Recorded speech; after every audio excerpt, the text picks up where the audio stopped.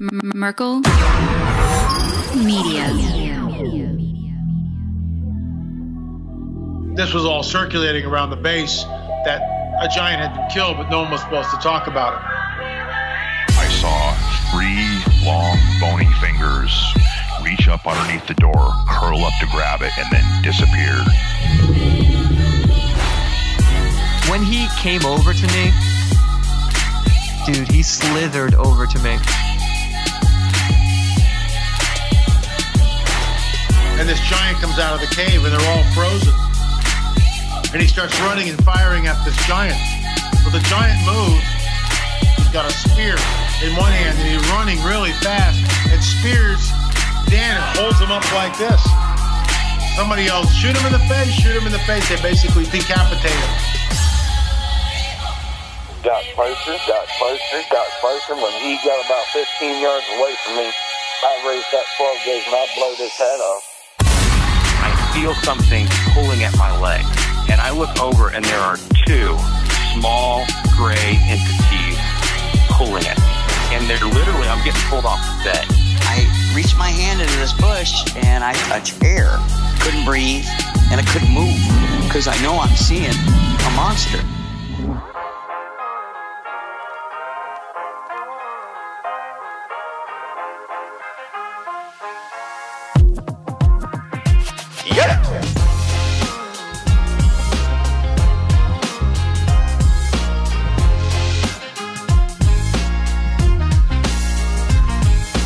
Welcome to the show, everybody. You're listening to the Confessionals podcast. I'm your host, Tony Merkel. Thanks for being here. If you have a crazy, wild experience you want to share with me on the show and tickle my ear, go ahead and contact me. My email address is contact@theconfessionalspodcast.com. That's contact@theconfessionalspodcast.com. Or go to the website, theconfessionalspodcast.com, hit the contact section, and you can reach me that way as well. Either way works for me. Just get a hold of me. While you're on theconfessionalspodcast.com, shoot us an email and just tell us how amazing the website looks. The developer that made that is amazing, and let me tell you who it is. His name's Scott Walker from the Freaky Deaky podcast. So if any of you guys listening right now, and I know there's a lot of you that are looking to have a revamp on your website or have your website built, go ahead and contact Scott Walker at the Freaky Deaky podcast. He will hook you up like he hooked me up. The website looks awesome, and it's all because of his artistic eye.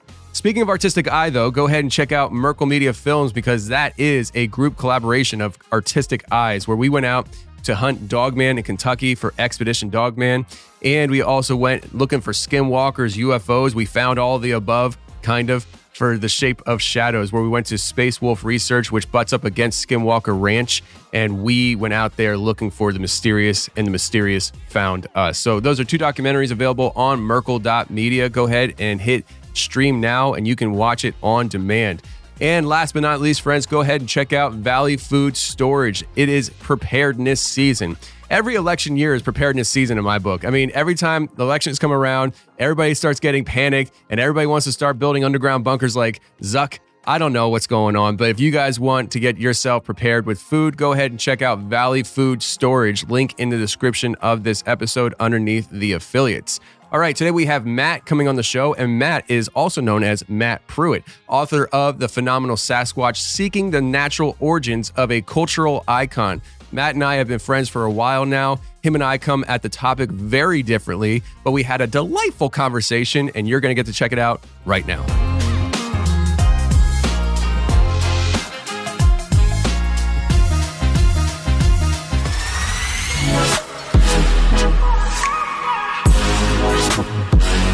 All right, today we have Matt Pruitt on the show. Matt, how are you, sir? I'm very good. Thanks so much for having me. I've been looking forward to this conversation a lot. It's been a long time coming. I mean, you and I think the first time we talked was when I was on Cliff and Bobo's show, Bigfoot and Beyond. And afterwards, you and I talked about, techie crap, because you are the producer of that show.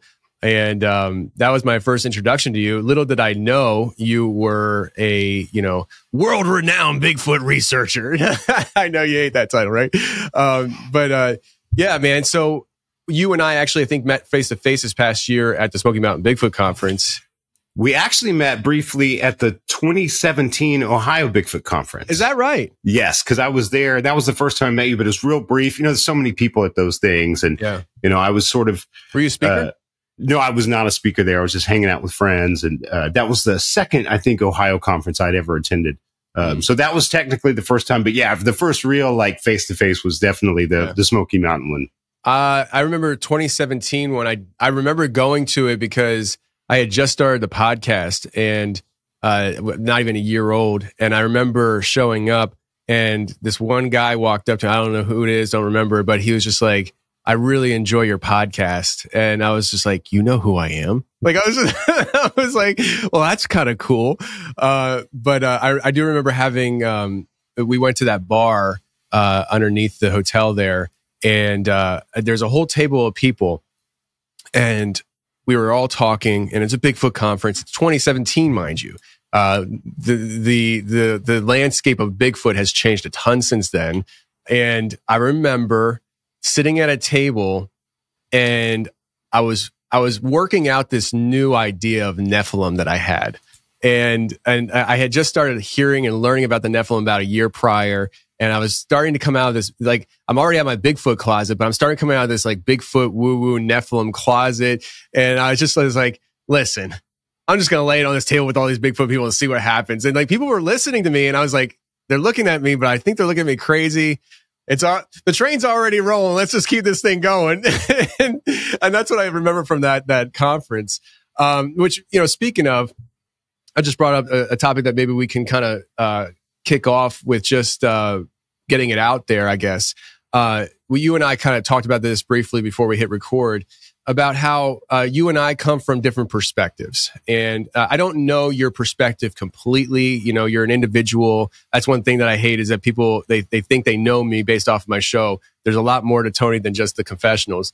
But based off of what I know of you, I would say that you and I, if somebody had a third party had to define us, they would define me as you're woo-woo, and they would define Matt as a biological, physical side of Bigfoot.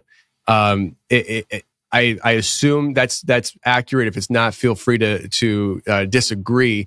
But I want to highlight the fact that we do have different perspectives, and we often talk about, I think in general, but on the show as well, about how within these communities, there's so much clashing.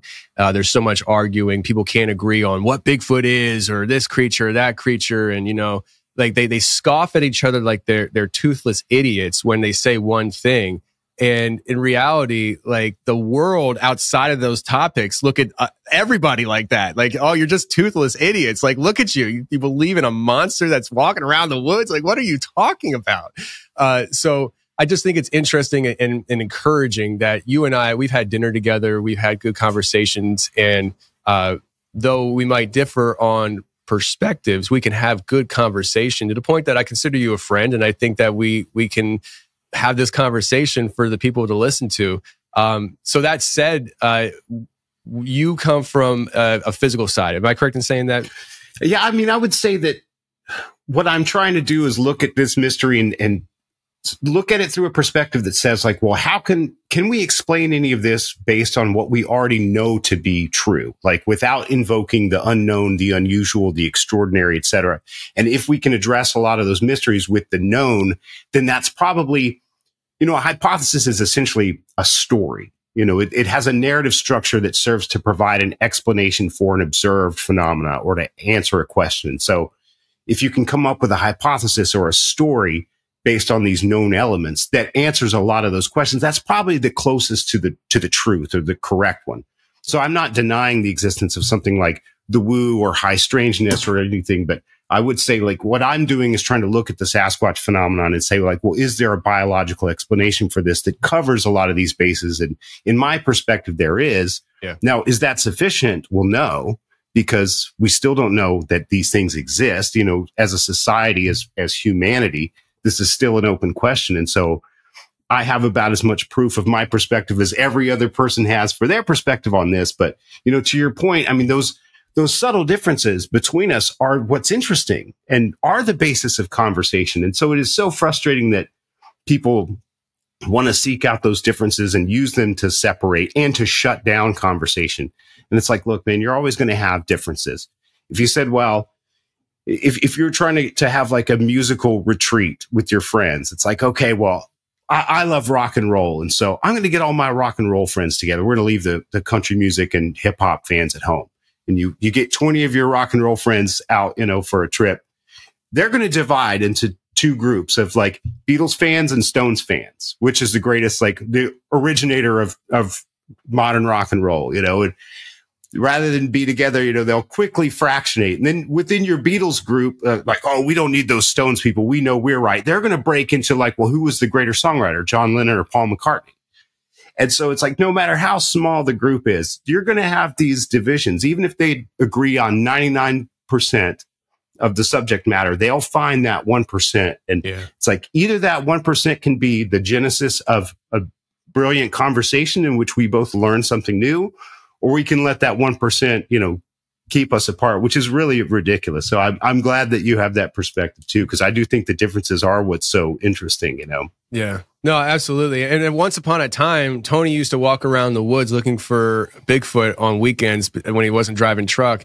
And I thought people that said Bigfoot's an interdimensional being that comes through portals on a Wednesday. I'm like, you're all crazy. You're stupid. And this thing is just a physical creature running around the woods. And then I just changed over the years, and I do think it's still physical, but I'm like, I think it could be interdimensional too. Now, let me ask you a question. Do you have a bona fide encounter with Bigfoot? I think I know the answer, but I just wanted to ask you. I mean, I've had encounters that were consistent with what other people describe. And so I don't know how to reconcile them any other way other than a Sasquatch encounter, but none of those were a clear visual. Mm-hmm. And to me, that's the big differentiator between like, I'm 99.9% sure that I've encountered a Sasquatch, and I'm 100% sure. Because a lot of these things happened at night, although several were during the daytime, but just due to like distance or thick foliage or vegetation obstructing the view, I couldn't see the thing. So there is part of me that's like highly frustrated by not having seen one despite 20 something years of trying. Although I think I could have during a couple of those instances if I had like zigged instead of zagged essentially in some of those cases. So I'm fairly certain I've had Sasquatch encounters. And again, there are a handful over 20 years because I've done really intensive field research in the Southern Appalachians for a long time, still do in, the Intermountain West. I lived in the Pacific Northwest for 3 years, just all over the country, British Columbia, Northern California, all kinds of places. And so over hundreds and hundreds of nights, there's been a small handful. But in terms of like the big bellowing, moaning howls, I've heard that many times all over the country, 11 times to be exact, because I had to go back through my notes and count them all up for the book. So some animal makes that sound, and it's certainly not a bear and doesn't seem to be a canid or a person. I've had rocks thrown at me or experienced like projectiles in context that I could pretty well rule out that there were any other humans around. And so once again, it's like, well, bears aren't throwing rocks and deer aren't hurtling objects, and so something that's got some dexterity that has this capability. And so all that to say, like, without seeing one, it's really hard. I feel like that would be the ultimate sort of like gnosis, in terms of like the sense of, to borrow a term from like Gnosticism, like direct experience of that, direct knowledge. So I'm convinced of a lot of things, but I think seeing one would be like, because, I've interviewed so many hundreds and hundreds of witnesses, like probably over 2,000 witnesses at this point since 2002 is when I started interviewing witnesses. Wow. And so I've talked to, as you talked to so many people who were like, I don't care what you think. I know they exist. I know what I saw. And like, I want that, I want that sense of like, I know.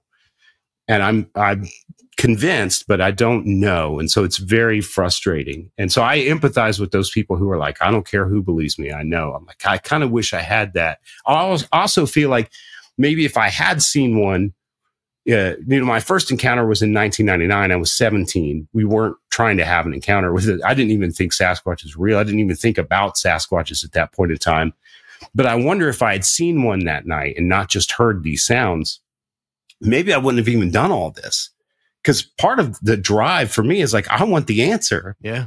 And like, if I had started with the answer, I probably wouldn't have the question, you know, I'd be like, oh yeah, those things are real. I saw one myself. And I would just go about other things that I'm interested in. So maybe there's kind of a blessing in not totally knowing yet.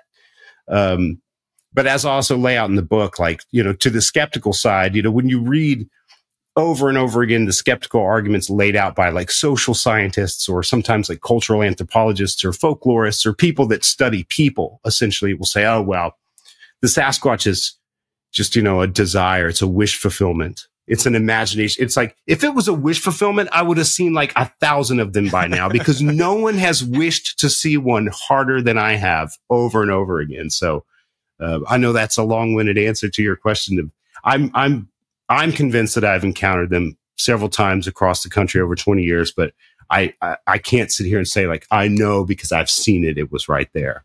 No, I love long-winded answers, because with my ADHD brain, it allows me like 10 different paths to take with that answer alone, which is perfect. But no, I agree with a lot of the stuff you said. I've never seen Sasquatch. I've had experiences with Sasquatch, but I've never seen it. And I believe Sasquatch is real, but I can't say I know it's real because I never saw it, right? And even if I did see it, what am I seeing? I can say I know I saw something, but what is that something that I saw beyond that? I can't even tell you I know until, say it's physical. We have a body and you can dissect it and look at it and scientifically understand its makeup. And it's a very hard thing to navigate. I've been dealing with it my entire life, you know, and about the wishful thinking and stuff. I mean, I have, maybe I'll even bring it up on this interview. I don't know. I recently have had some experiences out in the woods that, I never, could have thought I'd have. And, it's just really bizarre, but to attribute it to Bigfoot or Dogman or any other thing, I believe would be sidestepping the issue and phenomenon itself, as to what I experienced. Which is really just an interesting thing. So we brought up the book several times now. Why don't we, before we get too far off talking about things, and not ever bring up the book itself, let people know about your book, where they can get it, and what it's generally about. Certainly. So, you know, after doing this for so long, I was very fortunate that a lot of people said, oh, you should write a book, which is not necessarily like my go-to instinct, because, you know, obviously producing a podcast, but, you know, I've been a guest on a lot of podcasts. I'm just a talker. Like, I live in a world of conversation and dialogue is where I like to exist, because it's dynamic and it flows. And so given your background, you know, we can have a certain kind of conversation versus like if someone new stepped into the room and they're like, I don't know anything about any of this. And so we would have to change. Okay, well, how do we educate this person from the ground up in 5 minutes so they can catch up to where we're at in this conversation? Whereas when you write a book, it's like, you don't have all those advantages of, you know, speaking directly to a person and getting feedback from them and then being able to modify the way you're speaking to bring them up to speed or to learn from them. It's like, you have to say it one way for all readers of any experience level, expertise level, whatever, for all time, like forever, which is really hard because you have that whole decision tree of like, well, how do you say this thing? Well, there's a million ways to say it. And it's like, if you ask yourself, like, was there a better way to say it? The answer is infinitely yes, because it depends on who that is. So I felt like it was kind of a worthy challenge. Like, all right, well, how can I take, again, like what I consider to be my particular perspectives on this subject, which are obviously informed by so many of the people that came before me. So it's not necessarily like original, all of it. Although I do think that there's quite a bit of originality per chapter, but it's still like I'm standing on the shoulders of giants, so to speak, of other people. But can I put all that into a written form that I think is representative of my perspective, and that would be helpful to other people, you know, if they were interested? And so it took about 3 years. It's 100,000 words, about 300 pages. And so I'm very happy with it, very proud of it.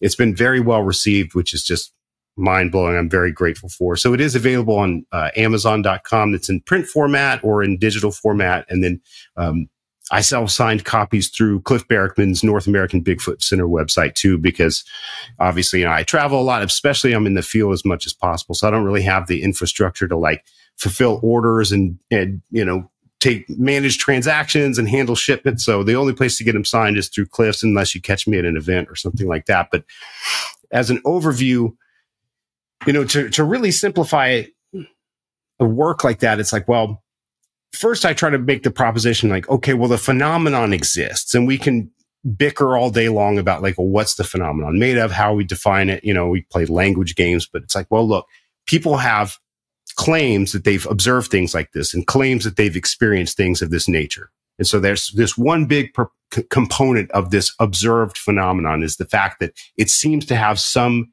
effect, some influence on observers according to their testimonies. And then you have this body of evidence, whether it's trace evidence like footprints, handprints, partial body impressions, or physical evidence like hair samples, or even environmental evidence like damaged or manipulated vegetation, or even, damaged or manipulated man-made items, structures, where they interact with or purportedly interact with homes, cabins, etc.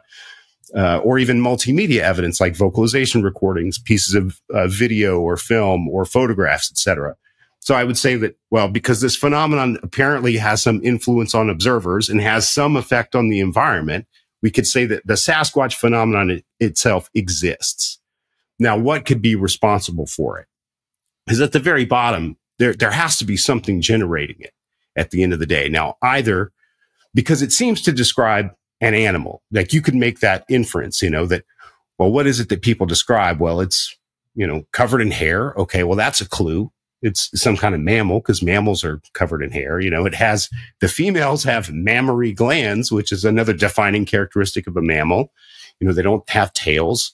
They don't have big pointy ears. They don't have recurved claws, so you take all these things and you would infer like, well, it's some sort of mammal based on the features. It seems to be something ape-like, whether something closely related to humans or related to these other apes, etc. So either something like this exists, that there is a living animal species that fits that description, that, has feet that are shaped like these tracks that we find, or if no such thing like that exists, then it has to be something restricted to the observer, i.e. something in the internal world. In the simplest terms, you could say it's something external, biological, or something internal, psychological, whether people wanted to see that as like spiritual, metaphysical, etc. And so really, I think for the skeptical side of this divide for the last 70 years, the argument has always been like, well, hey, there's no body. So the simplest answer is that this is all just the product of the human mind. This is misidentifications. It's lies. It's hoaxes. It's wishful thinking. It's delusion. It's hallucination. And what I'm trying to do with this book is to go through the history of claims, the history of evidence, the totality of all of it, and actually show that actually, in my estimation, the simpler argument is that there is a living animal species. Although they're rare, they're widespread. These are smart animals that probably live long lives, that occupy very large home ranges, and they're very mobile in those home ranges. And because of their lifestyle, they're very difficult to observe, to pursue, to predict. And so I'm trying to make the argument every step along the journey of examining the whole phenomenon that actually the living biological argument is more parsimonious. It's a simpler explanation than to think that this is all just somehow the product of the human mind. And I think especially that I'm trying to account for a lot of the beliefs that are associated with like mystical claims or supernatural claims and things of that nature, without discounting the reality of something like high strangeness or woo, as people say, to say that like, well, those things can still be associated with the Sasquatch in terms of people's interpretive schemas of the world, but that doesn't necessarily mean that the Sasquatch itself is a supernatural creature. And I use examples from, I'd say like the pre-Western discovery histories of things like bears, tigers, gorillas, other analogous animals that have accumulated the same sort of motifs and mystical abilities in these belief systems, et cetera, to make those cases. So really, I'm trying to argue for that. Hey, we don't know what the answer is yet, but when people say like, oh, well, extraordinary claims require extraordinary evidence, it's like, well, I don't think that this is an extraordinary claim because we know that apes exist. And so what's one more ape, you know? Right. And if there's something from the fossil record, which they might be associated with these Asian apes, either the genera Indopithecus or Gigantopithecus, or some genus that's not been discovered yet, or some species that's not been discovered yet associated with those, then we're not even adding one more ape to the roster. We're just keeping one around for 80,000 years or so longer than it was thought to have been. And so to me, it's like, that's not an extraordinary claim. To me, it's extraordinary to think that there's something within the human mind that produces this sort of image. The Sasquatch, let's say, and that manifests itself, because I know that people will bicker over some of these definitions, but it's like, if it is a product of the human mind, let's say, which is what most skeptics or cynics would argue, you'd have to say, okay, well, then now we have two options, just to make it as simple as possible. It's either voluntary or involuntary. So if it's voluntary, then like every single claim is voluntarily produced, meaning it's a lie. It's invented from nothing. Well, it's easy for someone today to lie because they have at their disposal the internet and, thousands of Sasquatch claims or stories or images, in terms of artistic representations or documentaries, et cetera, et cetera. And so it's like, well, they have all the tools necessary to construct a convincing lie. That gets less and less likely as you go further back in time. And especially when you get to a time where, gorillas hadn't even been discovered yet, where it's like people are somehow describing a hypothetical animal in detail that has all these physiological characteristics, morphological characteristics, and then behavioral and ecological characteristics that all turn out to be accurate representations of living apes at a time before the Western world even knew that such things existed or even understood them at all. So it's like, how likely is that? It's pretty unlikely. So you take the voluntary thing off the table. Well, it's involuntary. It's something that it's like an instinct, Now it's hypothetical because you can't see instincts. You can observe behaviors from which you can infer instincts. And so if people say, well, there is no such Sasquatch, therefore it has to be the product of the human mind. It's like, all right, well, let's try to infer, like, where did this instinct come from? Like, how is it that these people so accurately, involuntarily imagine the same thing? Because when you think of all the things you could imagine, it's amazing what people don't imagine. Like, where are the purple Sasquatches, or the two-headed ones, or the four-armed ones, or the ones with wings, or the ones with just like one eye in the center of their head? Like, of the host of things people could imagine, they don't. And especially when you look at behaviors, it's like they're mundane. Like, the vast majority of Sasquatch reports are really boring. It's like, they saw the person saw them, and they both went opposite directions as fast as they could, or just crossed the road, or someone's driving by and the thing just stood there and turned its head as the car. I mean, they're not like, these imaginative, like mythological journeys, like where you're harrowing, hell and back. Yeah. They're just these boring animal encounters where it's just it's just there. And the person happens to be there for a split second as they're passing through. And that's that. And so, to me, it's just unbelievable to think that that's a more likely explanation. Because the other thing, not to go down too deep a rabbit hole of the entire book, but you would think, okay, well, instincts, the way that you can determine instincts, again, is you observe behaviors and you infer instincts. And so if you look at a continuum of behaviors, you can do this for like any animal population, including humans, is that you have behaviors that are environmentally stable, meaning that no matter where you are in this animal's distribution, these same behaviors occur. And then you go into things that are like environmentally labile. And so they're really dependent on the environment. And so you can look at things on that continuum and you can determine almost like nature versus nurture, which things are more learned behaviors and which things are more ingrained. And so you look at something like the Sasquatch and you try to say, well, that's just an instinct. That's an involuntary production of the human mind, some element of the human psyche. It's like, well, then wouldn't we expect that to be environmentally stable, like more universal cross-culturally to some degree? But it's not, because this particular form what people describe, obviously, in a nutshell, is much larger than a person. They're usually described as like 7.5 to 8 feet tall, let's say on average for the big males, and females are like 6.5 feet tall when people, you average out what people describe. Disproportionately broad shoulders, no visible constriction at the neck, disproportionately long arms. Like that particular form is really restricted to North America and then across parts of Asia down through Australia, if there's something to the Yowie. People don't claim to see things of that nature, and they haven't in the Carpathians, in Scandinavia, in Bavaria. There's in Korea, for example, which is part of Asia. It's very interesting that they're not reported there, or in like Fiji. There's plenty of places in the world. So if people want to argue like, well, this is just some universal part of the human mind, it's like, well, then why aren't they seen everywhere that people occur? Oh, well, it's environment dependent. It has to be triggered in forested mountains. Okay, well, then why don't people see them? There's no reports of Sasquatches on Kodiak Island. Now, Kodiak Island is home to the largest bears in the world, which is, again, another argument of like, oh, people are just misidentifying bears. Okay, well, there's brown bears in the Carpathians.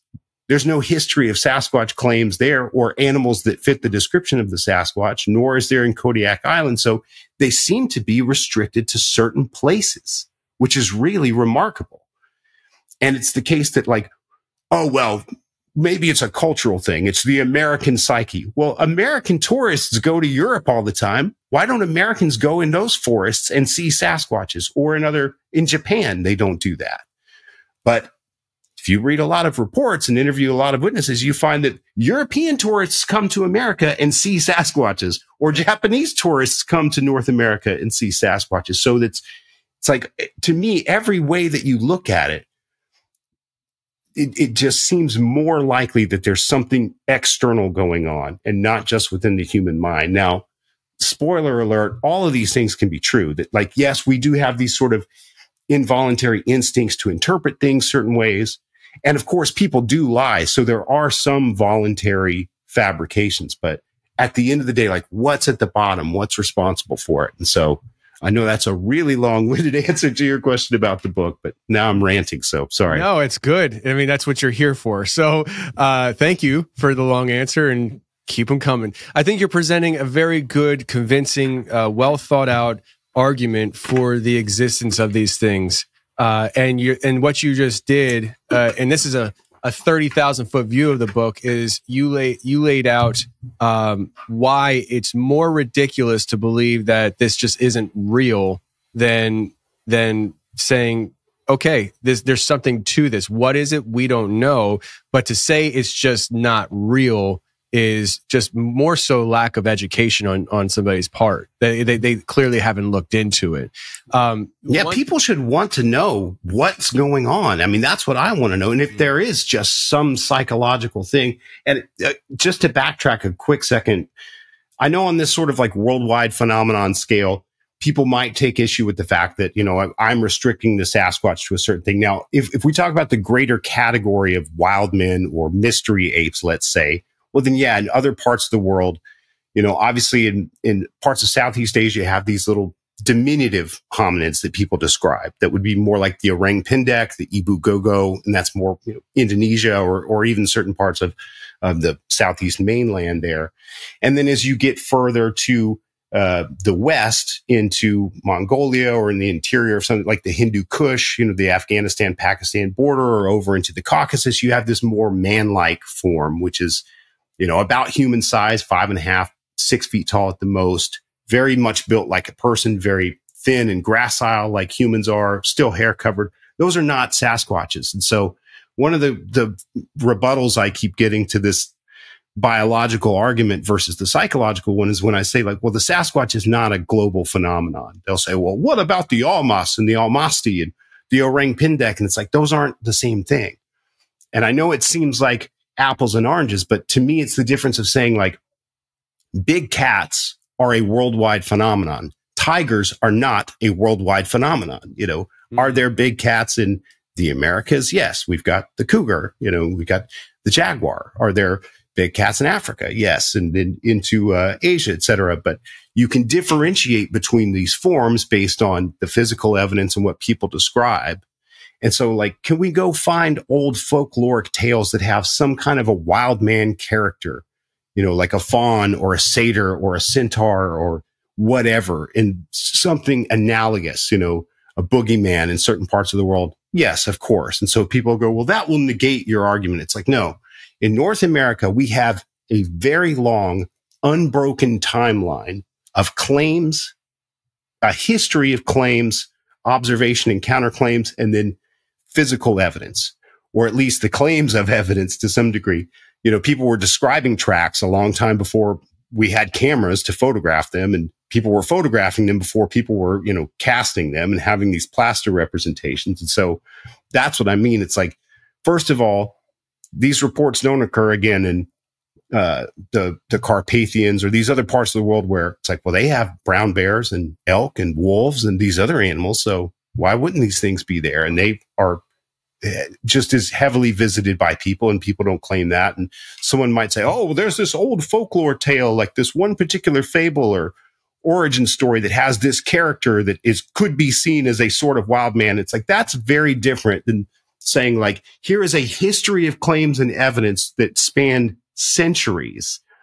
That doesn't exist in these other places. And so it really is remarkable to me that, that's part of what I was trying to do with the book, is that hopefully someone, whether they're a devoted student of the subject or not, but especially someone who's new to it, could read this and say, like, I had no idea that there was so much to this subject. Like, there has to be something going on, even if it's some collection of all the above, like biological, psychological, and interplay between the two. But to me, it's like, it's just, I don't know how someone could dismiss the possibility that, like, no, these things are real living animals, because we had them in our near history.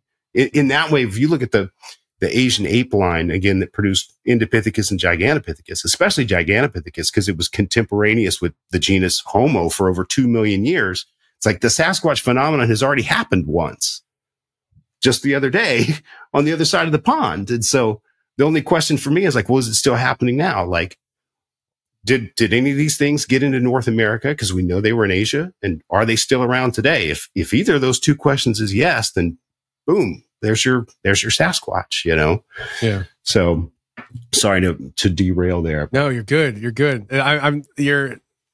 You're describing and laying out a very convincing argument for their existence, which I appreciate a lot. With you talking about this stuff, it kind of popped in my head.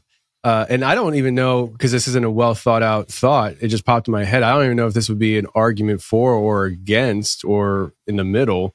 But have you come across the idea and pondered the idea when it comes to the interconnectedness, consciousness level of a human being, and how, people, if people want to make the argument that Bigfoot's not real, it's just a construct of the imagination, and it's like some kind of like hive mind type thing amongst humans. And you were talking about how it's not consistent throughout the whole world, which is a great argument for that. The other side of that would be, what if there is some kind of quantum type of connection amongst humans when it comes to this thing?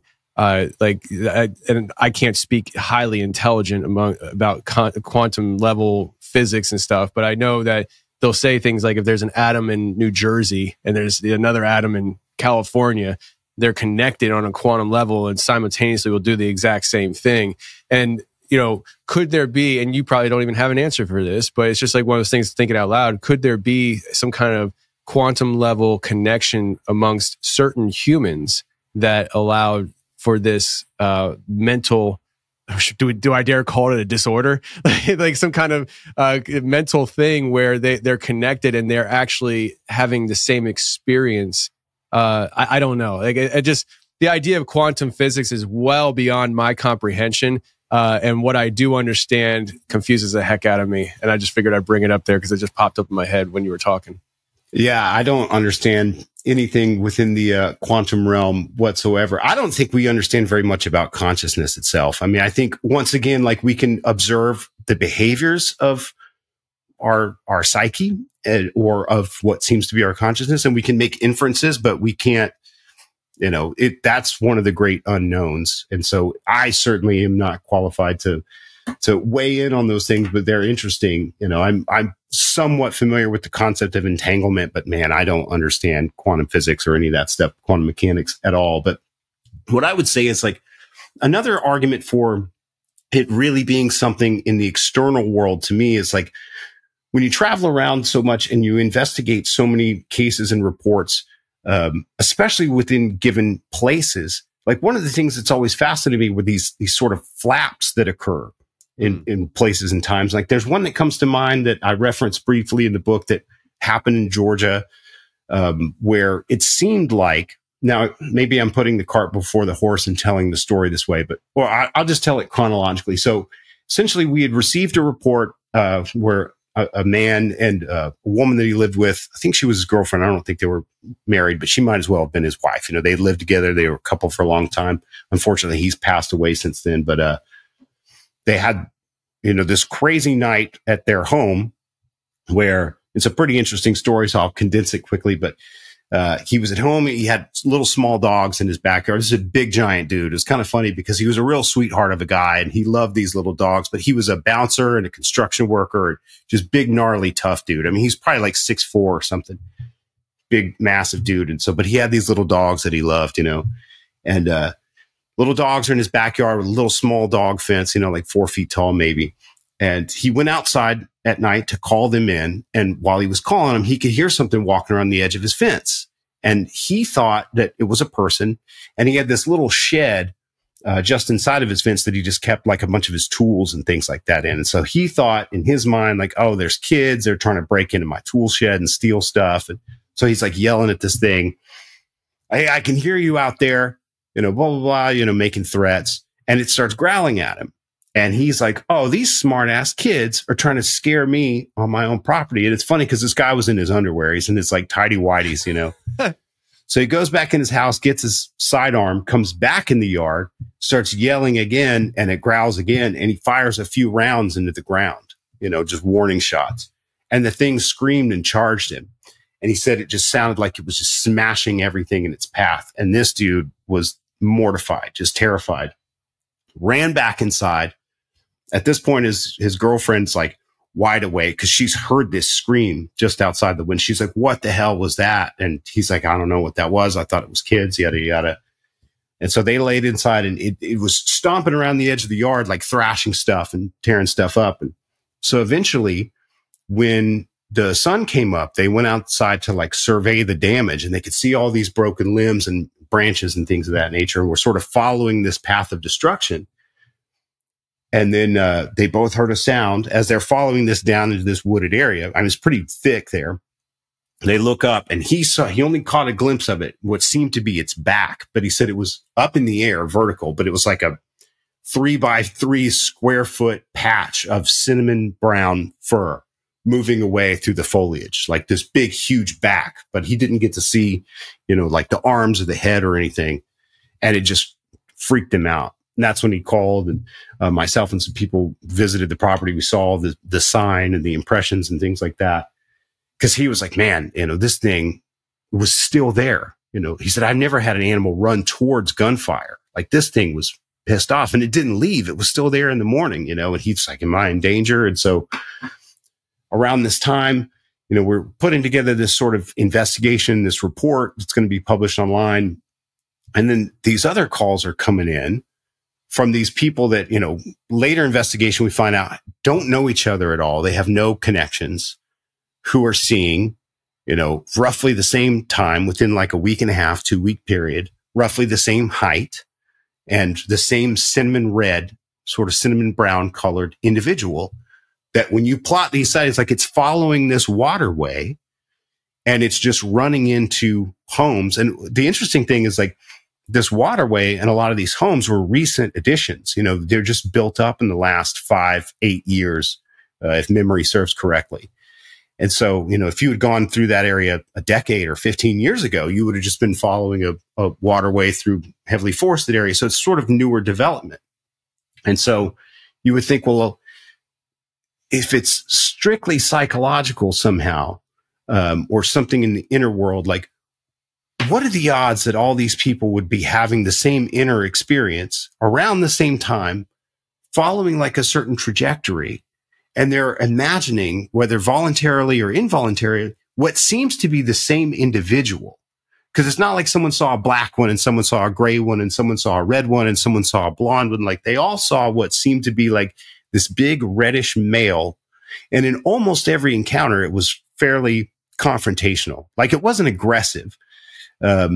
Because I mean, this guy yelled at it and it growled back, and he made some loud sounds at it, shooting shots in the ground, and it made some loud sounds back. It was pretty confrontational, but it's not like it tried to rip the guy's arms off.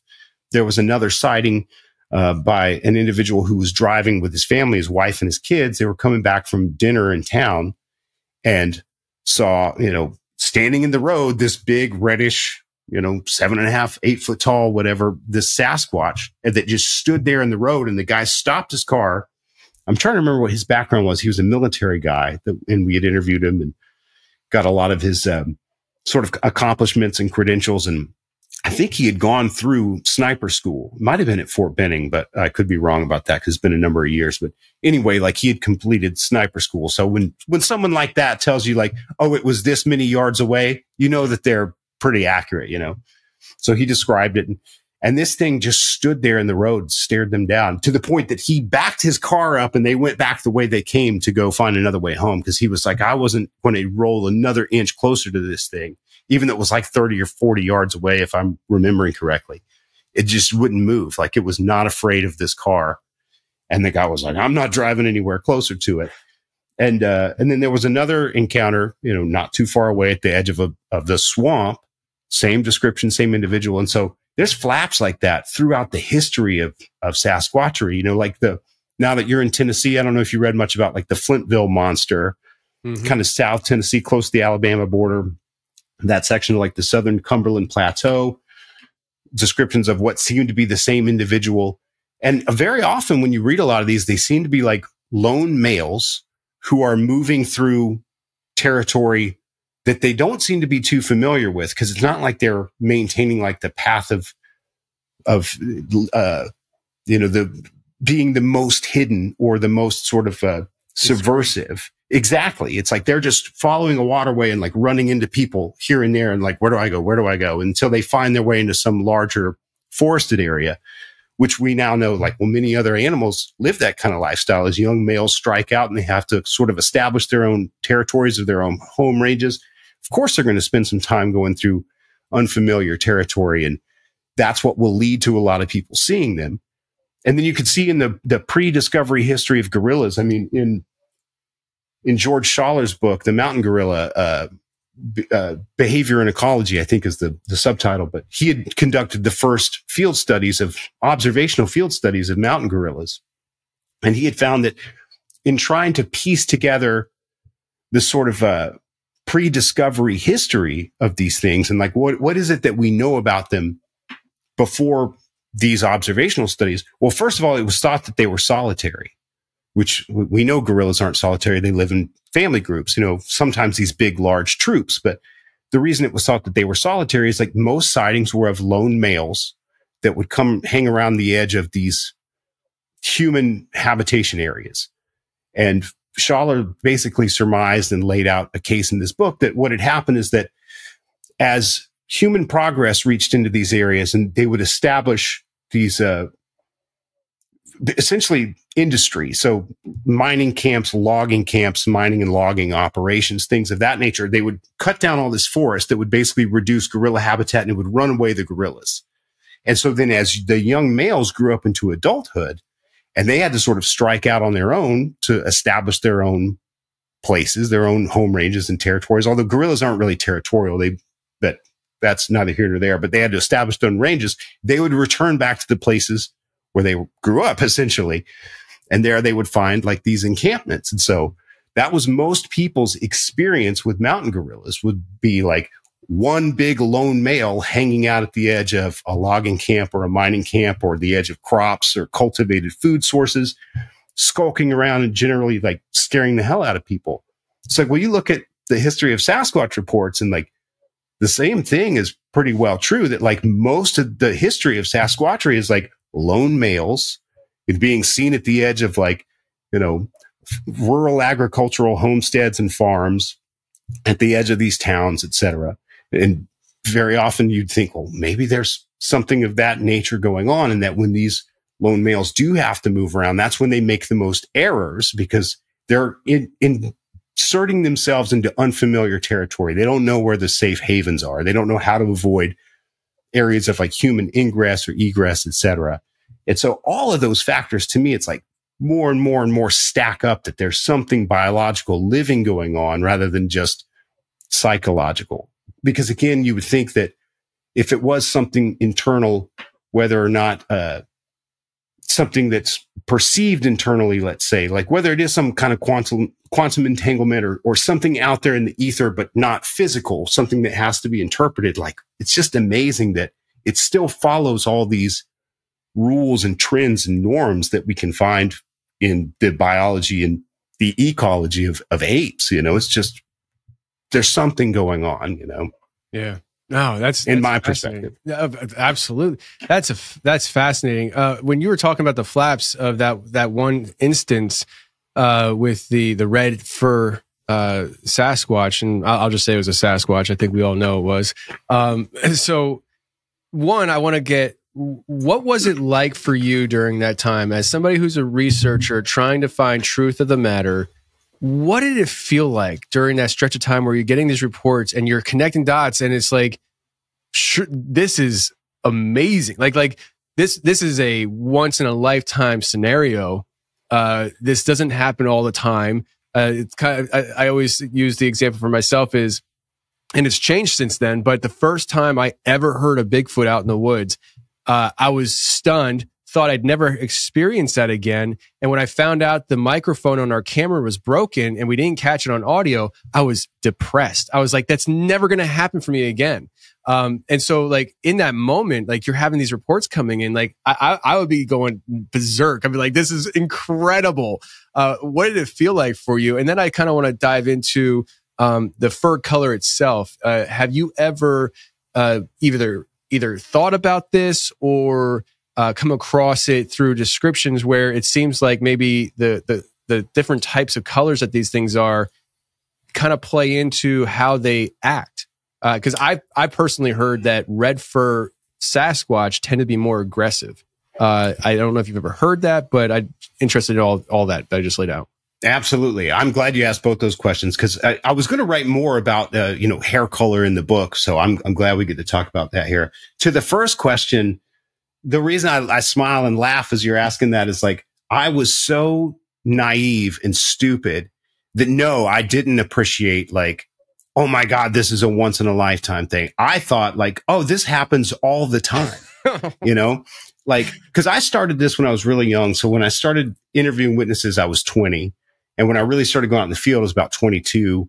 And by the time I joined the BFRO and was taking a lot of reports, I think what year I would just barely 24, turning 25, And so it's sort of like the other thing too, like when I was young, I played in a major label band, which was a huge deal to me because it was one of my favorite bands that I got to join. But like at the same time, part of me thought like, oh, of course, like this is just what happens, like we're always going to be together. We're always going to play these big shows to these big crowds. We're always going to have a record deal.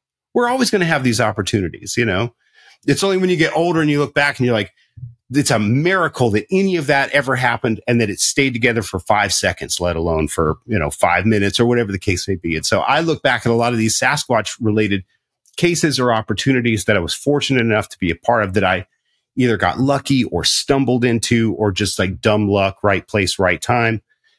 And I just want to like kick myself for thinking like, oh yeah, I'll get reports like this all the time. Like this is just the way life is now, blah, blah, blah, blah. So at the time I didn't fully appreciate it. Now I've always really valued witnesses and hearing people's experiences and being there, I mean, there's really something transformative about, as like talking to people. I mean, it's because it's what you do, no matter how much of, a skeptic or a cynic you can be about a certain thing, in the privacy of like your own head, let's say, when you start talking with people about their experiences, when they're convincing, because, we'll never know, like, do they believe what they're saying? Are they lying to me?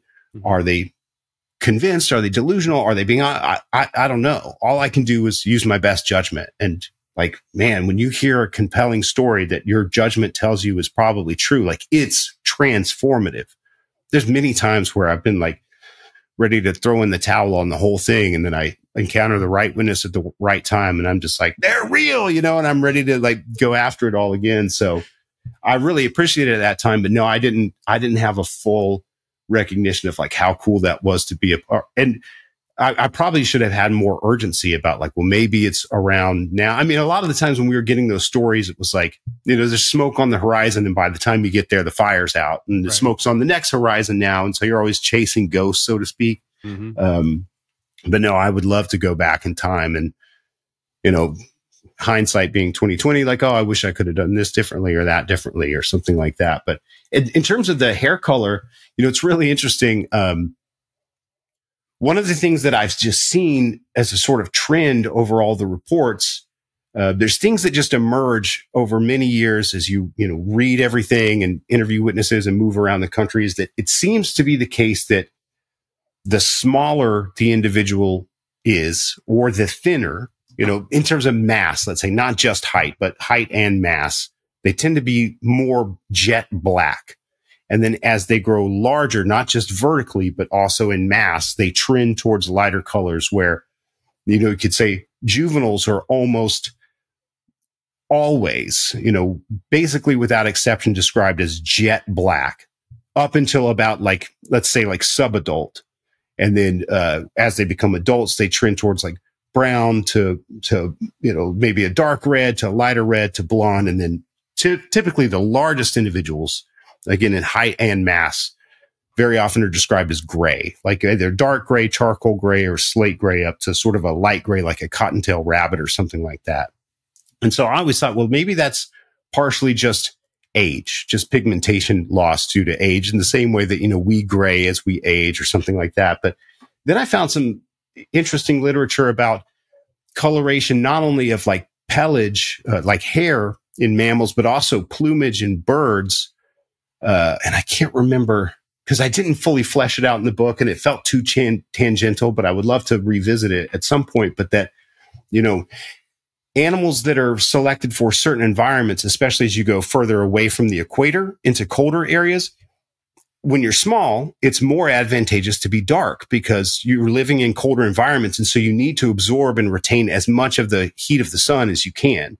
But then as you get larger, larger animals experience gigantothermy. And so their heat is internally regulated. And then as mass increases, the mass increases like exponentially, or it's not a linear 1-to-1 increase with surface area. So the bigger an animal is, it's got less surface area for internal mass. And so I thought, oh, well, it probably would be advantageous when they're small to be jet black. And that way, they can survive a lot of these very cold winter times. But then you look at places that have a lot of reports that I've spent time, like Texas, Oklahoma, Florida, where it's like, can you imagine being 1,200 pounds, 8 feet tall, and jet black in the summer of those places? No, thank you. So it seems like maybe it is as they get older, and especially not just taller, but larger, as there's more internal mass and more heat generated internally, that it would be more beneficial to be a lighter color in some of those environments that experience like brutal summer heats. And so that seems to be a pretty stable trend, across not only the North American Sasquatch, but also the Asian counterparts too. People describe the same thing. And like many things, I felt like I had found something just totally remarkable and, eureka sort of moment. And then I was rereading for the millionth time Ivan Sanderson's Abominable Snowman, Legend Come to Life, 1961. And he made that same observation in 1961. And so I was like, well, shit, it's not that new to me. So, but I do think that there's something going on there. Cause again, you would think if it was entirely psychological or imaginary, that trends like that just shouldn't happen. There should be 8.5 foot tall ones that are jet black, and there should be little 3 foot tall, 4 foot tall juveniles that are stark white or gray. It just doesn't seem to be the case. Like, now, of course, you have the occasional outlier, but the ends of the distribution are like, well, those could be errors or they could be fabrications. But when you look at the curve, like the mean, like they follow those trends pretty strictly. And so that's yet another thing that you would think, if this is totally psychological or imaginary, how is it that all these people would just somehow imagine the right size paired with the right sort of coloration of hair at the right stage of life for that to equate to what you would expect in a living animal population, unless maybe what they saw was some member of a living animal population. You know what I mean? Yeah. Yeah, absolutely. So with the topics of Bigfoot, Yeti, Yowie, all these different creatures that people see throughout the entire world, and you kind of hit on this a little bit earlier, but maybe clarification. I don't know. Do you feel like let's I don't want to talk about orang pendek because it's visually different in size. But at least from what I understand, Yeti and Yowie seem to be more similar to Bigfoot, Sasquatch here in Americas. Do you think that they're the same thing, different location, or do you think they're literally like something completely different, but just like in the sense of big cat, not all the same thing, but they're all big cat category? I mean, I think if there's anything biological to those mysteries, that you'd have to think that they're either the same genus, maybe the same genus and species, or maybe even the same subspecies of the same species. Because when you look at the descriptions of the Sasquatch, not just physiological, but behavioral descriptions, like what are they seen eating? How do they respond in certain contexts to human intrusion, let's say, or how are they seen interacting with other animals, maybe that they're preying on, or et cetera. Again, like environmentally stable sort of behaviors from which you can infer instinct. You would see that like there's some that are lesser understood, like the Chichunya of Siberia. But then you get into China with the Yiren, there's a tremendous amount of information, a long history of claims and encounters and physical evidence, tracks that are very like indistinguishable from Sasquatch tracks, even with the midfoot flexibility, the indication of, a metatarsal hinge or mid-tarsal break. Jeff Meldrum's got some great images of tracks that were cast by a game warden at a huge reserve. I think it was Shenanjia in central China that you would have sworn were cast in North America. I mean, they look really? Size, shape, big, massive tracks, and the mid-tarsal break is exactly the same place with the same features. Then you move into like Bhutan, the Migoi, which in some places Yeti has about the categorical distinction as the word creature, because Yeti means that thing there.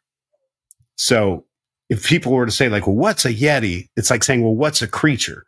Well, a cougar is a creature and a bear is a creature and a human is a creature. And so that term gets used in parts of Asia and especially like the Himalayas to describe like bear-like animals and these seemingly quadrupedal ape-like animals and then these upright ape-like Sasquatch sort of animals. So I do think that there is something to the Sasquatch variant of the Yeti. Like I said, in Bhutan, they call it the Migoi.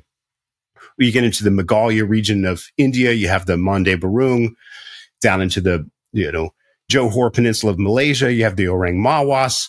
There's even these fascinating legends from Sumba Island in Indonesia of something they call the Milimonga, which again is like 8 feet tall, tends to have like very long arms, they all make these whistling sounds. They all hurl stones. They all apparently have like reflective eyes.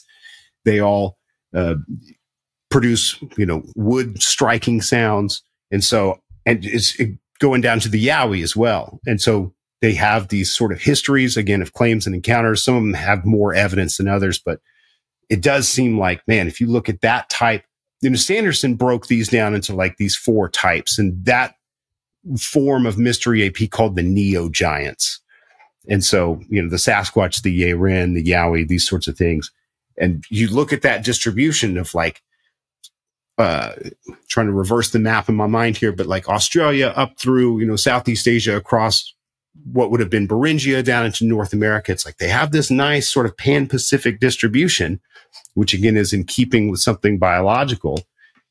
And I do think that there's probably something to that. And that then you look at the fossil sites of Indopithecus and Gigantopithecus and you map those and it's like, oh, well, that's kind of weird that they all correlate with the exception of North America and Australia. But, there are giganojaws that were found in Java, that are, Thailand, northern Vietnam, parts of China. Indopithecus, the precursor to Gigantopithecus, is the Patwar Plateau of Pakistan, the Siwalik Hills of India. And so they have this same distribution. And then, of course, if we look at the Orang Pendek and the Ibu Gogo, it's like, oh, well, we have Homo floresiensis, these little small hominids. And then we go over to these other places like, again, parts of Mongolia or the Caucasus where the man-like forms, the Almas, the Almasti, the Barmanu. Oh, we have Neanderthals and Denisovans.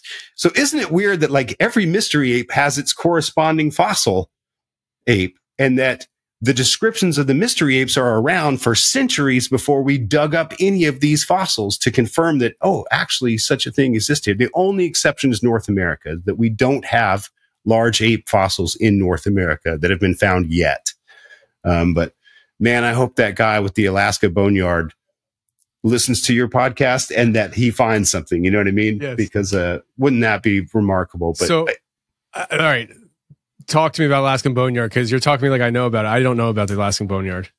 Oh yeah, there's a gentleman who, to make a long story short, he essentially, I think he was a gold and oil guy, and he bought a huge mining property in Alaska that was formerly mined for primarily gold, and had found that like through the previous gold mining efforts of the early 20th century, they had uncovered tons and tons of bones. But because they weren't looking for bones, they're looking for gold, they would just ship these things off to the American Museum of Natural History in New York.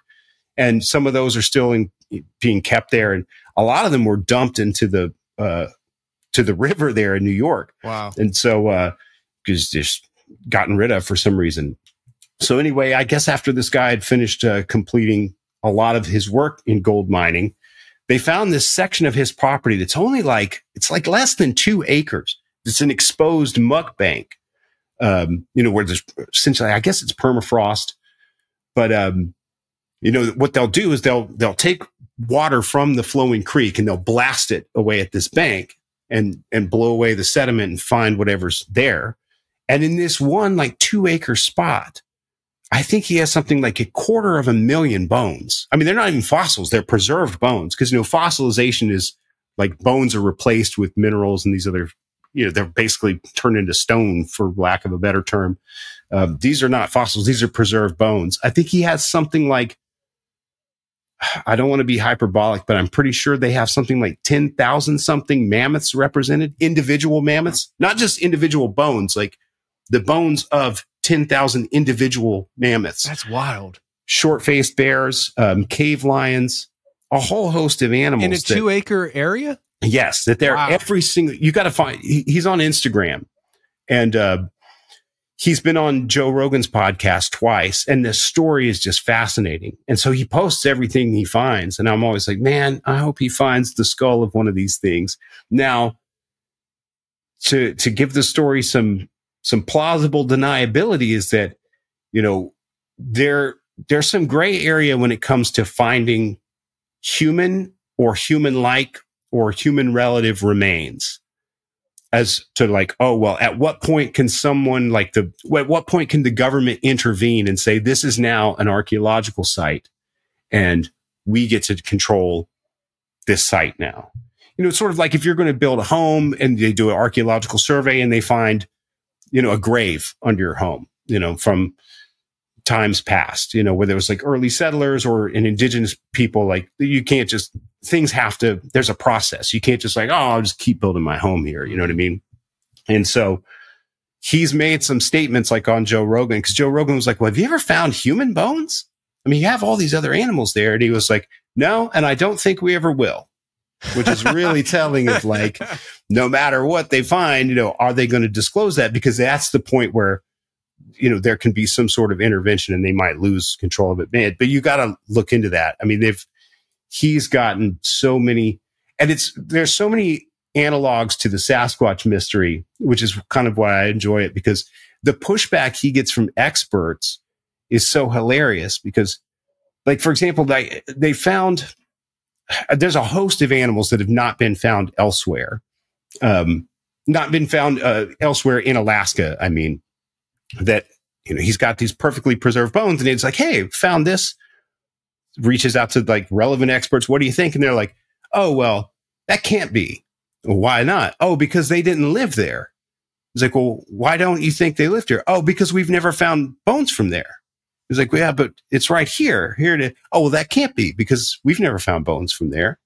And so he said that he's ended up saying, like, when experts say, like, oh, well, they didn't live there. And he's like, well, they sure as hell died here because here it is, Yeah. And we see the same thing in Sasquatchery, which is like that circular logic from a lot of the sort of establishment community or scientific community, academic community, whatever, which is that whole, like, I don't need to take this seriously because there's no evidence. It's like, okay, well, what would make you take it seriously? Oh, well, I'd need to see evidence. Okay, well, will you look at this evidence? I don't need to see that because there is no evidence. Yeah. Okay, well, what would make you change your mind? Oh, well, I'd need to see evidence.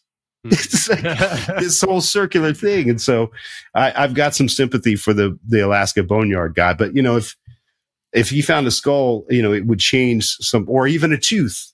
Because a lot of the giganofossils are just single teeth. And the reason that is, a lot of people have a lot of misconceptions about Gigantopithecus. And so I guess to be clear, like, I'm not saying that Sasquatch is Gigantopithecus blackie. If you have a clade, which is like a group of organisms that evolved from a common ancestor. So we know that there was this clade of large apes that existed in Asia that is kind of referred to as like a sister clade of the orangutan line. And a clade will produce a number of genera, and a genus will produce a number of species. And so right now, within this giant Asian ape clade, we know of about 2 genera, 3 if you count one called Meganthropus. But there's Indopithecus, which we only know by one species called Giganteus. And then later you have Gigantopithecus, which we only know by one species, Gigantopithecus blackie. And these things were around for a very long time. And Indopithecus is like 8.6 million years ago. And Gigantopithecus blackie, the youngest fossils, the youngest bones from a cave called Lang Trang in northern Vietnam are like 80 to 100,000 years old. So these things live for a very long time over a massive portion of Asia. And yet, in total, we only have a few jaws and a couple thousand teeth. And the reason that is that they were consumed, their bones were consumed by many things, as things are in the environments. And so it just so happened that in a lot of places they lived, they co-occurred with porcupines. And porcupines are denning animals, and they will drag bones into their dens to consume them later.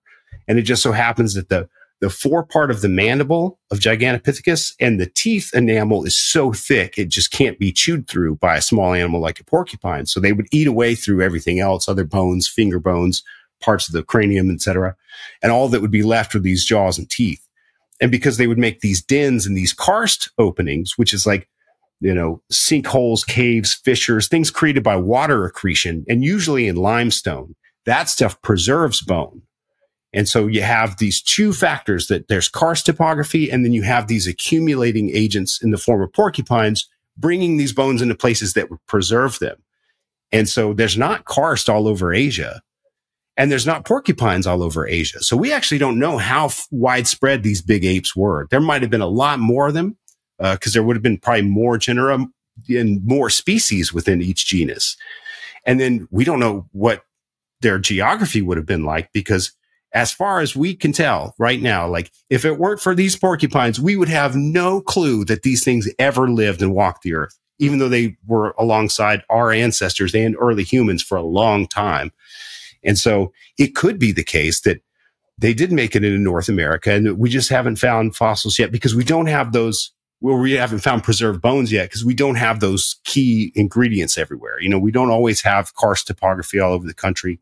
We don't have accumulating agents bringing things in everywhere. And believe me, like where we live here in Tennessee, there's a ton of karst here, especially the Cumberland Plateau. We've got this massive cave system. Yeah.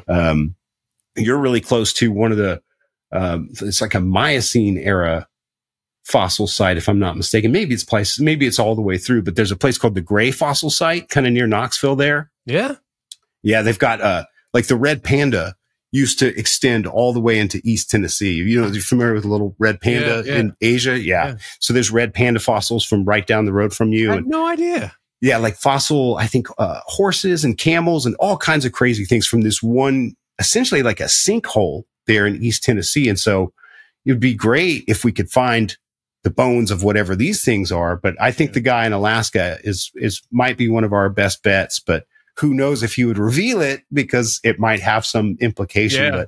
But the skeptical part of me thinks that I could predict, you could guarantee that even if we found something, I think even if it was as recent as 250 years old, if you found a skull or a bone or a jaw, that the community, the establishment, you know, not to use a conspiratorial term, but you know, the scientific community would go, well, I guess that's it. They must have made it over here. And it looks like they hung on to dear life until about 250 years ago. But there's no reason to think that they're around now. Like they'll only alter their model the minimal necessary amount to accommodate whatever new discovery. So even if someone found a bone or a tooth here, if it wasn't from yesterday, I still don't think we're going to have the official acknowledgement. Oh, but it'd move the ball a lot further down the field for sure. This is all so fascinating. The Alaskan boneyard. So I guess I'll start there. By the way, I had no idea about this situation here in Knoxville. I'm going to look into that for sure. Just another reason why I love East Tennessee. This place is a magical place. I absolutely love it. But you brought up this is really interesting. As you were talking, you mentioned about how the scientific community said, well, they didn't live there, so it can't be, right? And he said, but they're here now, right?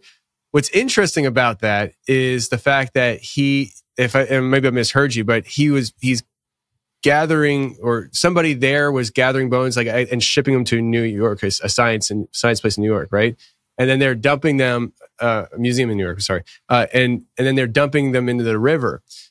A million years from now, could it be that somebody discovers things that didn't live there, and they're like, how the heck did it get here? You know, and could it be something similar where in our past, for whatever reason, this was a dumping site of dead bodies that they were just taking whatever, just dumping it there?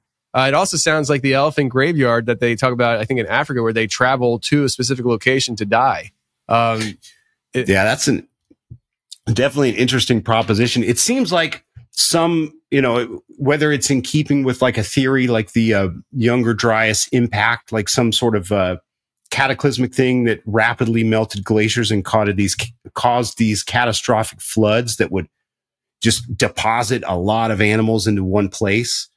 Because it is crazy when you see this guy's videos of this tiny spot where he's finding these, you know, hundreds of thousands of bones of all sorts of different creatures that, you know, certainly didn't live on top of each other. They just all somehow washed or were deposited into this place. Then it's pretty remarkable. But yeah, when he came on Joe Rogan and said, like, I found this documentation and it looks like the American Museum of Natural History dumped X amount of tons of this stuff in the river, and they deny it. It started like what they called like the new American bone rush. And people started going in and finding mammoth tusks in that river in New York. And so they're still looking for this stuff. So it's a crazy story. It's definitely worth, like, if you're into that kind of thing, it's worth paying attention to for sure. It's fascinating. See, hearing stuff like that, my natural thing is, oh man, I want to talk to that guy. And there's a couple of things with that. One, audience listening right now, you let me know if you'd be interested in me talking to somebody that's not directly on the paranormal type of spectrum. I mean, this is very much not on topic. I want to talk to somebody like that though. But the other part of that is when I reach out to them and I tell them my platform, they're like, why would I ever want to talk to you? You know, I'm just like, but it's interesting. I want to talk about it. So his name's John Reeves. I looked him up. I followed him on Instagram while you were talking. So I'm going to be looking into that. It's really cool. I am actually heading out on the 30th to Norris Dam here in Knoxville area. because there's this legend when they were creating the dam that they uncovered Egyptian ruins and they wound up just covering it up by the dam. There's conflicting arguments with it, where some people say it never existed, never happened, the story is not real. Other will say that there was some kind of professor or something like that in England who saw the pictures of these ruins and labeled them Egyptian, but in actuality, they were just Native American. I am going out on a boat on the 30th where we have sonar, and we are going to see if there's anything there to explore as far as underneath. If there is, if we can see any kind of anomalies, we might be spending some time with divers and just seeing what we can dig up. If we're allowed. I don't even know if we're allowed. I just tend to do things and wait for somebody to tell me I'm not allowed to do it. So, and I just say, I didn't know. So, but this area is just so fascinating. These topics are fascinating. I think the mystery behind, like we just spent time talking about the Alaskan Boneyard and how they tie into other topics and understanding other topics. And you can kind of pull, well, we know this is true. So over here on this topic, maybe that offers an explanation for our understanding. I think it's very important for this kind of stuff to take place. And as we're winding down here, I have one comment and one question. I will start with the question and then I'll end on the comment.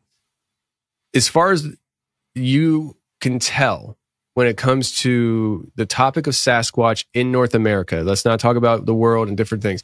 Sasquatch in North America. I know you've thought about it. What would be your general estimation as a number of population goes? It's tough, because they seem so analogous to black bears that I think that's one of the best sort of measuring tools. Like if Sasquatches exist, all the caveats aside, that they seem to be these, large omnivorous things, and the habitats overlap. They're only seen basically in the same places that black bears occupy, with a few exceptions. Some places where black bears used to exist but have been extirpated. Certain parts of maybe like Southern California, although I guess they're coming back in certain places there, whereas the brown bear hasn't. But it'd be tough to come up with like an oblique estimate of like maybe one Sasquatch for every 100 black bears, maybe one for every 200. I have no idea, but I think whatever the smallest number you can reasonably get to is probably the closest to being correct. Because I've heard so many wild speculations where people, there's 3,000 of them in Eastern Kentucky. And it's like, man, I don't know about that. That's a lot. So like North Georgia, for example, I think the Chattahoochee National Forest in total is about 866,000 acres. And because Southern Appalachia is such a rich environment, and you're in the best place in the country for this stuff because it's temperate rainforest. Of Southern Appalachia, there's 135,000 miles that are temperate rainforest. And so it's also the second most biodiverse temperate rainforest on the planet. The only other temperate rainforest that's more biodiverse is in central China, in that, Shenandoah area, or close to that region. And so a black bear's habitat in Southern Appalachia is small for home range requirements, because that amount of land produces so much food, and an animal only is going to go as far as it has to go to sustain itself. So if you're in Southern Appalachia, the average home range of the adult male black bear is 16 to 18 square miles. Now, if you take that same black bear up into Pennsylvania, the home range gets like 35, 50 square miles, because it takes that much more land to produce that same amount of food. Then you go out in the Pacific or the Intermountain West, it can be 75 to 100 square miles because the food's more patchily distributed. It's not as concentrated or rich. Or the Pacific Northwest can be like 50 to 75 square miles. And this is all for the same, average 250-pound adult male black bear. And so I think Sasquatch there's probably something similar going on, whereas like, depending on the environment, the ranges get larger or smaller based on the needs, based on the size, the sex, because females have smaller home ranges than males across many species, including ape species, but also bears, tigers, on and on. So I think in North America, the total is something like 600,000 black bears, roughly speaking, because we'll never know for certain. That's like an oblique estimate, if I'm not mistaken. Like, so if you were to say like it's a 1 to 100 ratio, what is that? Like 60,000 or something like that, or 6,000. So I feel like 6,000 Sasquatches in all of North America is a little too small. And I feel like 60,000 might be too high. I just don't know. But I think if we use black bear as an example, and whatever the smallest number we can reasonably arrive at is probably closest to the truth, because otherwise they'd be so abundant. I think we'd just see them more frequently. And plenty of animals survive in small numbers like that. Tigers, cougars, other apes, orangutans, for example. So that would be my guess. But some areas would be richer than others. And maybe I'm partial or biased because I grew up in Southern Appalachia, but I do think Southern Appalachia is probably the best habitat. Yeah, me too, because, kind of here. I love it here. I didn't realize how good it would be here until I got here. And I was like, this is amazing. And so, yeah, I mean, 6,000 Sasquatch across the country, that's like 125, 30-ish, something like that per state, and that's just per state, but you're not even really doing that properly because certain states would definitely have less than others. Like, for instance, Hawaii. How many are in Hawaii, right? And so, it's interesting, but taking it in all that, I mean, there would probably be a decent population right here in East Tennessee then. And that's very encouraging for somebody like myself. I know I said I was going to ask one more question. Let me ask you another question though, because this kind of popped in my head, and I'm just going to put you on the spot for a controversial question. Kill or no kill? I mean, what are your thoughts on that whole thing? Because I'm on record. I'm just like, just shoot it. I don't care. I'm just like, I don't care. I mean, even if it looks like a human, just pop it in the head, see what happens. Well, I know it's a necessity. I mean, that's the thing that makes it.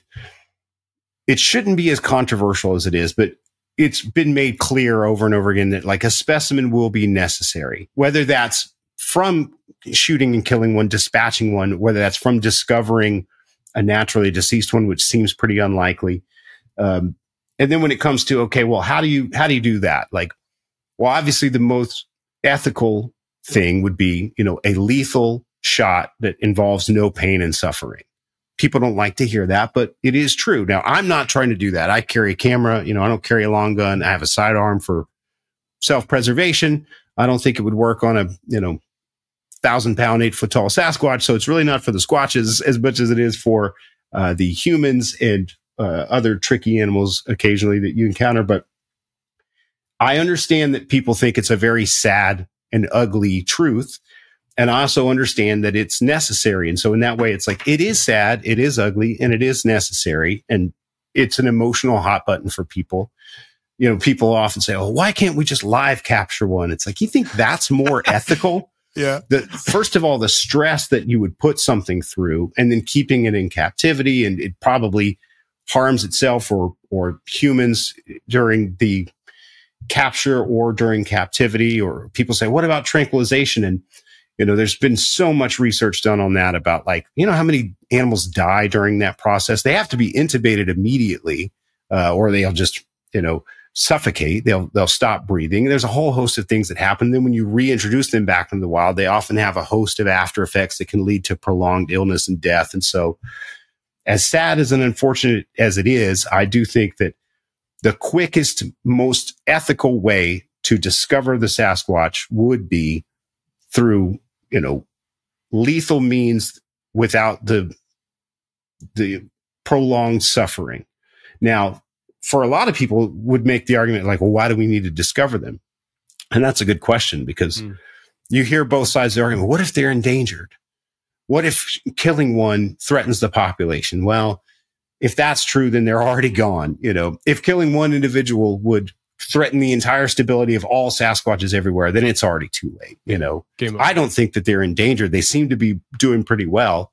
And if you look at the same trends we were just talking about, like bears or elk or all these other animals that are just on these huge rebounds, a lot of it due to human intervention, obviously, but because there's more of everything else around now, like, well, maybe there's more of these things around now that, now that logging practices have really, you take old growth virgin forest, you replace it with secondary and then tertiary forest. Those are richer forests. They're more productive. And so even in Schaller's book that I mentioned earlier, he found that gorillas preferred secondary forests. So gorillas would come back and they would rather be in the places that humans had logged and that had regrown than to be in sort of virgin timber or old growth forest. And so that's true of a lot of animals. And so we know it's true of apes. And so maybe Sasquatch has experienced the same sort of population growth as a consequence of logging practices too. Now the question is, do they need protection? Do we need to protect their habitat? Like, well, that's an argument we could have all day, but like, we'll never answer any of those questions unless we know that they're there. And so if they need protection or if their habitat needs protection or whatever the case may be, like the discovery is. So I understand the argument of like, they need to be discovered. It will benefit them. It will benefit us. Of course, I have all the selfish arguments too. Like, I want to know, do we have a right to know what animals we share the continent with? Probably. We're currently like the stewards of the planet. That's sort of our charge at this point in time. Like, so do we have a right to know everything that exists within the environments that we're taking care of?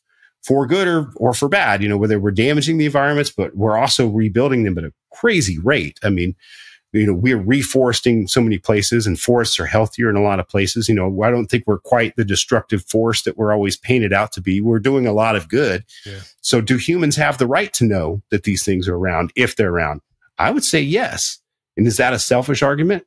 Probably. But like, do I want to know? Like, hell yeah, I want to know. I've spent all this time. Like, do I want every witness who's claimed to see one and been disbelieved or ridiculed or questioned or called a liar to be vindicated? Like, hell yeah, I want that. Do I want John Green and, a lot of the luminaries that I look up to their work to be validated? Like, of course. And so I think more reasons stack up collectively for humans for the benefit of Sasquatches, and then selfishly, personally on the individual level, stack up to the yes.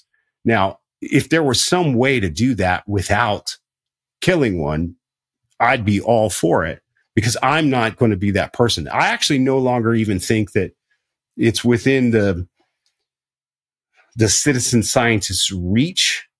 That's up to the individual. Like, if a person decides that's what they're going to do, if they can pull that off ethically and safely, then best of luck to you. I'm not going to be, there's so many dangers and pitfalls involved in that it's like, you remember in Indiana Jones when, in Raiders of the Lost Ark, when they're looking down in the pit and they see all the snakes. And Sala says like, asps, very dangerous. You go first. That's kind of how I feel. Like, it needs to be done. You go do it first. I'm not going to do it. So if it could be done through photographs or video or through the collection of genetic material, like I would be all for that. And I hope that can be done, because those are the kind of things that I'm interested in trying to get. But I do think it's necessary, and I understand why people are very against it. And I think both views are true. It's like, is it sad? Yes. Is it necessary? Yes. Like, that's the reality of it. Let me paint a fancy storyline for you. This is actually a thought that I had years ago. I don't even want to say I believe this. I just was trying to think outside the box years ago. I'm talking like, this is probably 2015, 2016, when I was trying to just think about all this stuff. And I thought back then, I was gonna go find a Bigfoot and just show everybody it's ridiculously easy to find it, and still haven't done it. But I had this thought that if these things are in existence, why is it that the government isn't talking about it? Because surely they would know about it. They have to. In my mind, they have to. I think they know. And then I started thinking about what the implications would be if on a broad scale, humanity, the citizens of this country, know that these things are out there. I think it would scare people away from going out there in the woods, but I also think it would enhance the poacher side of things. I think people would go out there to kill these things. It's just I think there's people in this world, we know there's people in this world that do poaching, and all of a sudden there's this creature that didn't exist that now exists, and there's going to be high value in bringing those things down and selling it on the black market to very rich people. Definitely, I think something like that would happen. On those lines, there's learned behavior. Now I'm just talking from a natural side of things, like, you know, physical, all that. Like this is pre-Tony woo-woo stuff. So I lived in the Philadelphia area. I'm very familiar with Valley Forge. It's a historic landmark. It's touristy now. There is no hunting. You can't go hunting in the park. Therefore, there is an insane amount of deer in that park that have no fear in the world that they're going to be hunted. To the point that you can actually walk up to deer. They will not run away from you. If you get like within a foot or two, they'll run, they'll jump back kind of thing. But they're not scared of cars. They stand right next to the side of the road as you drive by. It's learned behavior in the sense of not to fear, because there's nothing to fear. So if Sasquatch is as intelligent as we believe it could be, could there be a reverse thing where, say there are people now, more than there used to be, going out there specifically looking for those things and trying to shoot at them? Could there be a learned behavior of not only are humans dangerous, but, you know, maybe we go on the offensive and maybe people start dying by Bigfoot? That's a thought that I started thinking about years ago. I was like, man, can you imagine if like Bigfoot views humans as no longer something to avoid because we just don't want to be detected, but literally they see a human and they assume human is going to try killing them, and so they go on the offensive and snap people's necks. They're hiding behind a tree and they just reach out, pop it like a zit, and keep it moving. That'd be kind of crazy. So that's just kind of the crazy mind of Tony, especially when I was driving truck and stuff, thinking about all that stuff. But let me ask you this one more question, and then I'm done. What band did you play in? And don't be offended if I don't know the band. I don't really know a whole lot of music. But you probably don't know it, but you know, I started playing music really young, and so I had a band in high school until I was about 21, and then there was a band out of Atlanta that got signed to Island Def Jam I guess in 2000. They were called Injected. They're sort of like local hometown heroes. One of my favorite bands. All those guys were like 5 and 6 years older than me, and I just like, they were one of my favorite bands. And so I became friends with them. I gave the singer guitar player, a demo of my little high school band. And he was like, oh, you're pretty good. Like, why don't you come to our rehearsal sometime, hang out? And I was like, oh, that's so nice. And I was a kid, and I came, and their guitar player couldn't make it. And I was like, I know all your songs, you know, and they're like, sure you do, kid. And I was like, no, I really do. And so then we played like, I don't know, 8, 9 songs. And they were like, you know the songs. And I'll never forget the drummer, Chris, was like, he's like, man, the guitar player's name was Jade. It's like, oh, if Jade ever like needs a helping hand, like you're getting a call. And things happened, and I got the call in 2003. I was 21, and it was amazing. And so we were in a kind of a weird position because their first record did really well. They had a pretty decent hit on like modern rock, alternative rock radio, video that did well on MTV. They did like the MTV Campus Invasion tour with Nickelback, and you know, they were on Island at the time with like Saliva and a bunch of these other rock bands that were doing pretty well, Hoobastank. So they did a lot of these big tours and festivals and things like that. And so when I joined the band, it was like the end of that first album cycle, made a second record, and then overnight the label changed hands. And no one really knew what to do with us. And so we remade that album and recut a lot of it like multiple times with like different producers and different things. And it basically never got put out. And so we ended up being let go of the contract because we just spent their money for years trying to like make something that they would put out. And they were like, you know, this isn't radio friendly or whatever. And the most ironic thing of all of it is like, because I love that band so much and I love that first record. So I'm fortunate enough to meet people that are like, oh my God, I loved Injected. I saw you guys at Red Rocks. And I'm like, that wasn't me, but thank you so much. Or like, oh dude, I love that album. Like, you're playing on that song. And I'm like, that wasn't me, but thanks, you know. But if they would have asked me though, like, I knew the song. But well, we did some touring, and so I've gotten to play those songs with them a lot and all that. But the crazy thing was that a few years after we dissolved, there was a guy I think he was from Tulsa, but a guy won American Idol during like their most watched season. and he was an Injected fan. And so he was going to do this record, because, when you win American Idol, you get a record deal and all this kind of stuff. And so he reached out to our singer and was like, hey, I heard you guys made a second album that never came out. Like, I'd love to hear some of this stuff. And so Danny sent him these songs. And so he picked one. He was like, oh, I'd love to do this song. And it was sort of one of our weirder, sort of like hypnotic, slow, sludgy, like stoner rock songs, like real weird and psychedelic. And we're like, good luck with that, man. And not only did he do it, but it was a single for him. And it's hilarious because like his first single is a guy named David Cook. And so his first single was co-written by Chris Cornell from Soundgarden. And then his second single was this song of ours. And so we were like, how ironic that like this label told us like, oh, we don't hear any singles. And then like some dude who wins a game show has a single with one of our tunes. So there's like his versions are online and all that stuff. And like there's footage of us playing it like years prior on YouTube and all that. So it was a lot of fun. I love those guys. I keep in touch with them.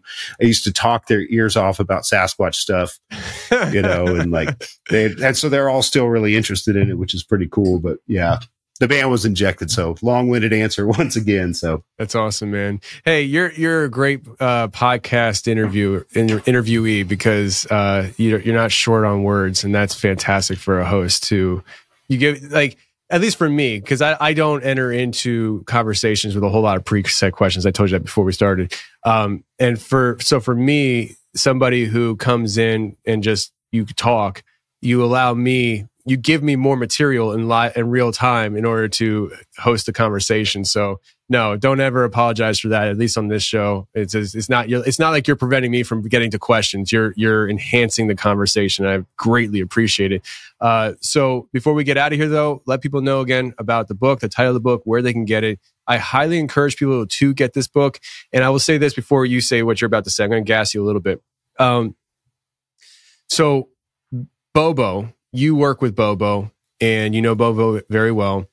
I will tell anybody this. Bobo is one of the most intelligent people I've ever met in my life.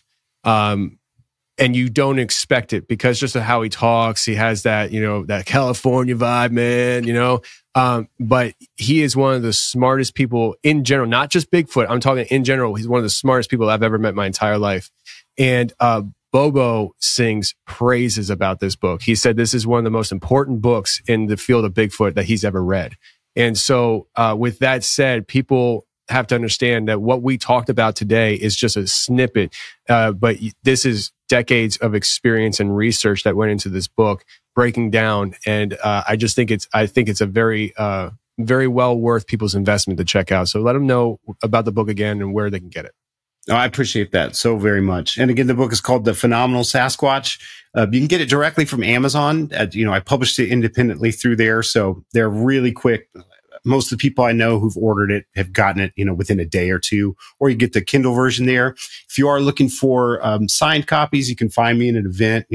I do a few speaking events a year if I can, and then, or through Cliff's North American Bigfoot Center site. And so, if you need to find me online, I'm at mattpruittonline.com.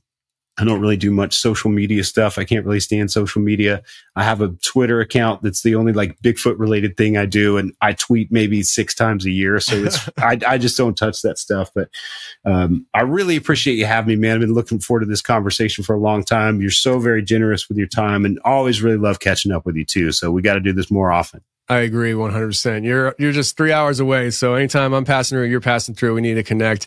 And yeah, I share sentiments on the social media side of things. I always say if one day I'm not doing podcast stuff and this stuff, I'm off social media. In fact, I'm technically off social media now. I hired a social media manager who does all my posting and takes care of my social media for me. So it's like, I don't have to even worry about, in fact, if people follow the show and they're like, man, Tony's been really posting a lot. It ain't me.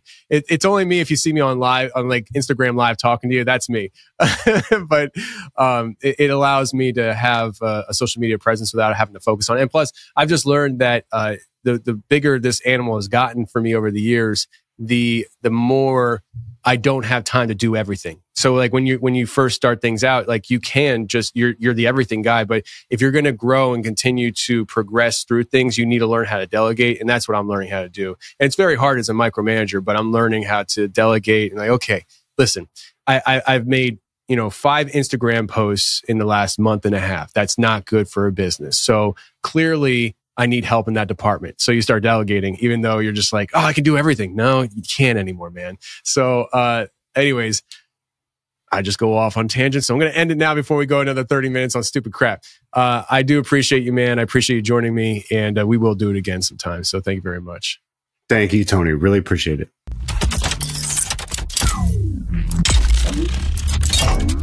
Well, that's a show, everybody. I really hope you enjoyed it. And if you did enjoy it, go ahead and share it with your friends. All the people who are Bigfoot haters, the ones that say to you, Bigfoot's not real and you're crazy, send it to them, because all they need to do is listen to that episode, get Matt's book, and they will be believers sitting in the Bigfoot corner with you. All right, friends, thanks for being here. Thanks for checking out the show. If you're new here, please come back next week. And all you OGs that have been here forever, I'll see you next week, next Tuesday, right here on The Confessionals. And until then, stay safe, take care, and remember, the truth will set you free. But first, it'll piss you off. Bye.